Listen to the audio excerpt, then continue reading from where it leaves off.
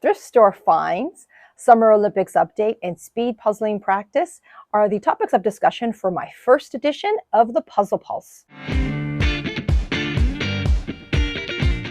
Hi, I'm Sandra from the Puzzling Canadian, and welcome to my channel. This is the first edition of the Puzzle Pulse, and I decided to create this series so that I can provide you with sort of like a monthly checkup on my puzzling vitals, how everything's going in my puzzling world, what I did for the month. So I'll do my best to produce this and send it out on a monthly basis. In this edition, we're going to take a look at an update on the Summer Puzzle Olympics, show you what I found at some of the thrift stores I visited this month, and let you give you an update of how my speed puzzling practice is going.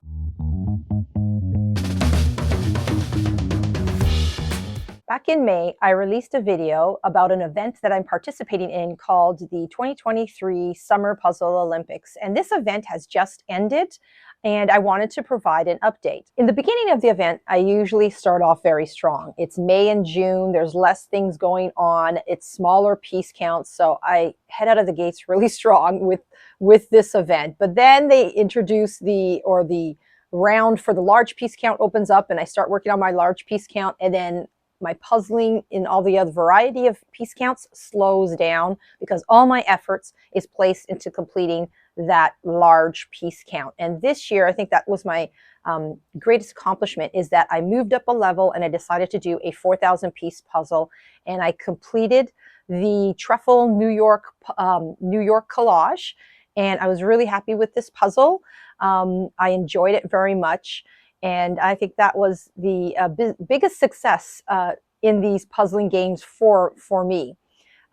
Summer comes along, and then there's vacation schedule, and I didn't do as much as I wanted to. There's a couple of rounds that I didn't even participate in. I didn't get a chance to do the 3D puzzle that I brought back from London. And I started working on a 1,500 piece puzzle, but then there was vacation time with the family, and I didn't get it done for the deadline, but I am still working on it, and I'm planning to use it in a video down the road. So if you haven't had a chance yet to subscribe to my channel, please do so. And so now I'll give you the grand total of the number of pieces that I completed during this event. So for the 2023 Olympic Games, I assembled 15,296 pieces. And while that was much less than last year, I'm still very happy with those totals.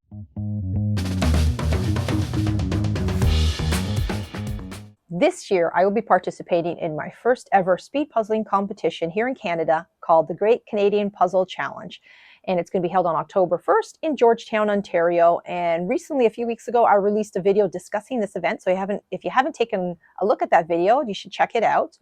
I will be participating in the team event. And recently, I met up with my team members. Now, we're all part of the same Facebook trade group, but we've never met before. And we recently got together and we started practicing on some puzzles. So we've never puzzled together. My team members are Nancy, Wendy, and Allie. And we worked on a couple of puzzles.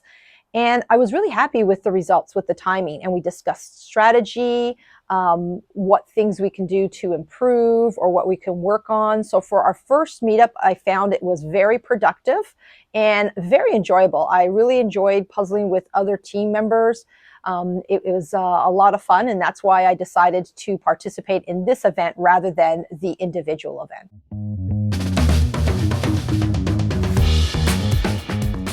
So to prepare for my speed puzzling competition, I've been going out to thrift stores to acquire more 500-piece puzzles so I can use for practicing. So I'm going to share with you right now some of the 500-piece puzzles that I have come across and I've picked up.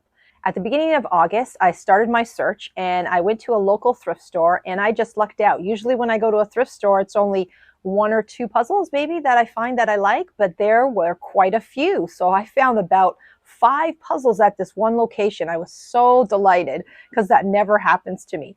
So this is what I found. So the first one is a Gibson's puzzle, a Steve Crisp, and it's called A Ride with Mom. and you may have seen me complete this already on a previous video.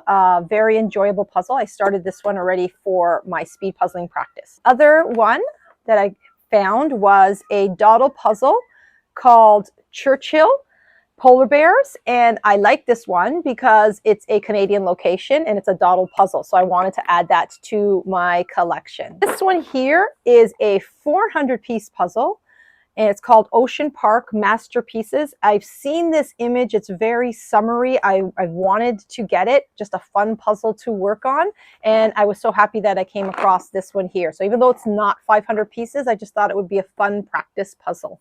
Other one is a Ravensburger.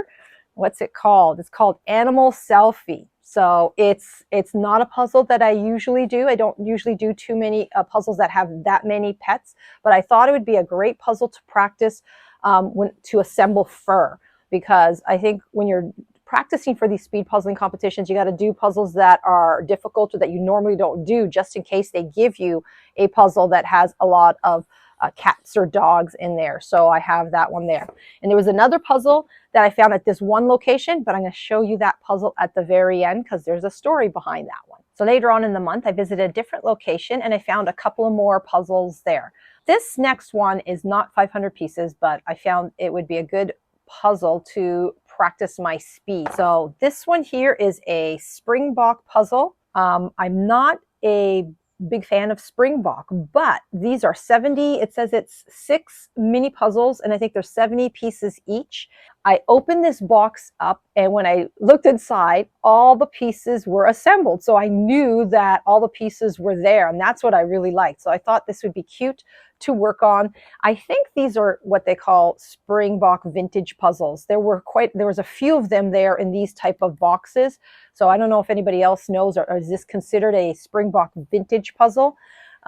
But it's very colorful, and I thought it would be really nice to puzzle. Another one that I found is a White Mountain. So I like White Mountain, and this one's called Seahorses. It's 550 pieces. It's a puzzle that was released 2007. So it's a puzzle that is discontinued and hard to find. And I've been, looking out for it, and it looks like it's brand new. The box it's not even scratched. So I thought I'd pick this one up. It looks like it might be a little challenging with all the blue, but we'll give it a try. So the last puzzle that I found in early August is not my usual puzzle style, and I picked it up, and this is it here. It is a 500-piece Ravensburger puzzle called The Wedding Dance by Peter Bruegel. Peter Bruegel, I think that's how you say it. So it's not my usual style, but I picked it up because it's called The Wedding Dance. I found it in August, and my wedding anniversary is in August, so I thought it was a sign that I should give it a try, even though it's not my usual style. Then last week, I ended up watching a video from Dan at the Puzzle File, and he was talking about a puzzle mishap that he had with a puzzle, and it was a pomegranate 1,000-piece puzzle, also called The Wedding Dance by Peter Bruegel.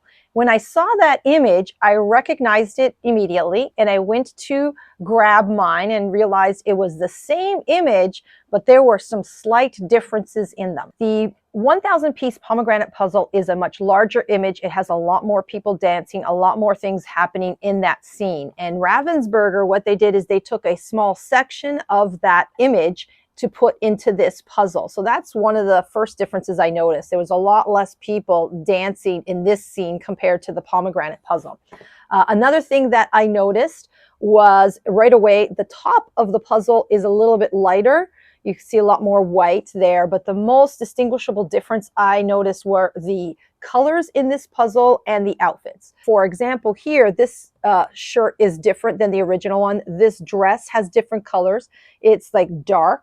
And then there's blues all throughout the puzzle. And right here up there, that's blue. But I think in the original or the pomegranate puzzle, it's gray. There's a lot more grays. So through my research, I also found out that there was a Graphica puzzle in this image, 2,000 pieces. Also another brand called Pelican. I've never heard of that brand, but they have a 1,500-piece puzzle of the same image. But if you take a look, it's flipped. So some of the people dancing on the left side are now dancing on the right side. So they flipped the image. I began assembling this puzzle, and I did it casually. There is no way that I was going to speed puzzle this image. It would just be too difficult for me. Once I got my pieces all organized and laid out and I did my border, I began at the top because I figured that that would be the easiest section, and it was. It was quite simple to put that section together. Thankfully, because of that white sky, made it a little bit easier. Then I was taking a look at that middle section, that dance scene, and it was a little bit, challenging, a little bit hard to determine where the pieces were going to, but I started off with anything that was light, like the white pieces. So that was easy to pick out. And once I assembled some of these white pieces together, I knew right away I had a missing piece because there wasn't any more light cream or white pieces left. So I knew there was going to be missing pieces in this puzzle. It was very interesting taking a look at, as I'm putting it together, all those interesting detail, the people drinking from the jug, and that table there with a plate with stuff. At first I thought that, okay, they're eating there, but now I took a closer look and you had pieces on the plate and you had pieces on the table, and I'm like, are they gambling? You have some gentleman scribing some information. Is he keeping track of how much money everybody owes? I don't know what's going on in that scene. Maybe that's a gambling scene. Who knows? But it was very interesting looking at that detail. Ravensburger knows what they're doing. They made it a smaller piece count. They added more color, a little bit lightness to the image, and it did make it a little bit easier to assemble. And not too bad to put together. So overall, it wasn't so bad. I liked it. It was a little unfortunate that there were 2 missing pieces, but that's what happens when you go thrifting for puzzles. Sometimes that happens. That is the Puzzle Pulse for the month of August. If you enjoyed this monthly update, please hit the like button and don't forget to provide some comments and suggestions. I really enjoy going through the comment section. I always end up learning something new with some of the information you guys provide me. Thank you for taking the time out of your day to view this video. Until next time, happy puzzling.